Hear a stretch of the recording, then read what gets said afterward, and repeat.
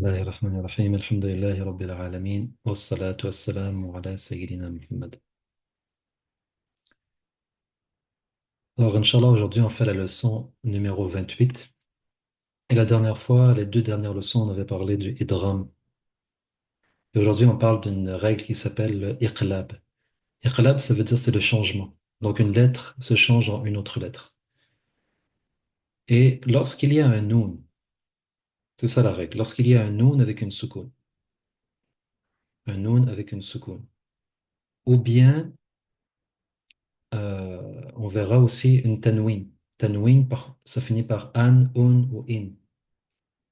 Et que ce tanwin ou que ce noun avec une soukoun est suivi de la lettre ba.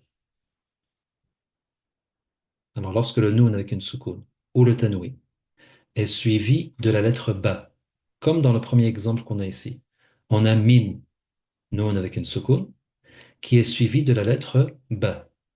Qu'est-ce qui arrive? Eh bien, le noun, il est changé à la prononciation, à l'oral, il devient la lettre mim, mim. Ce qui veut dire qu'on n'aurait pas ici, naturellement, si quelqu'un lit sans savoir la règle, il va dire quoi? Il va dire min ba'di, min ba'di. Dans le tajwid, ça veut dire les règles de prononciation. On apprend que lorsque le noun avec une soukoun est suivi du ba, le noun devient un mim. Et pour nous indiquer cela, ben justement, sur le bas, on voit qu'il y a un petit mime. On prononce donc mim ba'di. Et pourquoi on fait ça? Eh bien, c'est parce que, numéro un, c'est parce que on imite la récitation du prophète sallallahu alayhi wa sallam. Il y a aussi cette fluidité. Si on disait min ba'di, c'est lourd un peu. Comme le mime et le ba ils sont au même endroit de prononciation. Quand on dit ma, ba, c'est des lettres de la bouche, des lèvres. Alors le noun devient mim pour faciliter la prononciation. On dit donc mim ba'di.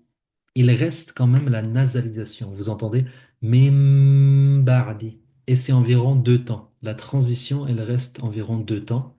Il reste la nasalisation qui veut dire le fameux noun qui résonne en haut du nez. Tout simplement, quand vous voyez le noun avec une soukoun ou le tanwin suivi du ba, ça se change en mim. Et vous voyez le petit mime pour vous l'indiquer. On va lire ensemble, Inch'Allah, ces exemples. Mim ba'di. On a le noun ici. Vous voyez le noun avec une soukoun, suivi du ba. Euh, bil jambi, bil jambi. Et non pas bil janbi. Il n'y a plus de noun. Le noun est devenu un mime. Bil jambi. Ici, on a noun ici. Noun soukoun avec un ba. Noun soukoun avec un ba. La yumbadhanna. Lorsque vous voyez ce noun ainsi, vous le prononcez comme un mime. C'est comme s'il y avait un mime. La yumbadhanna. Noun avec une soukoun, suivi du bas. Dhambin. Dhambin. Ambiya. Ambiya. Mambakhila.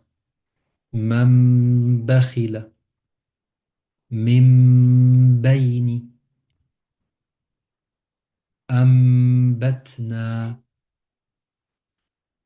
لا نسفعا بالناصية. On a l'exemple ici, avant c'était des nouns avec une soukoun, maintenant on a l'exemple d'une tanwin. La nasfa'an, la nasfa'an, mais c'est plus an, ça devient am pour faire la liaison. La nasfa'am, la nasfa'am bi, La nasfa'am bi. Et on continue.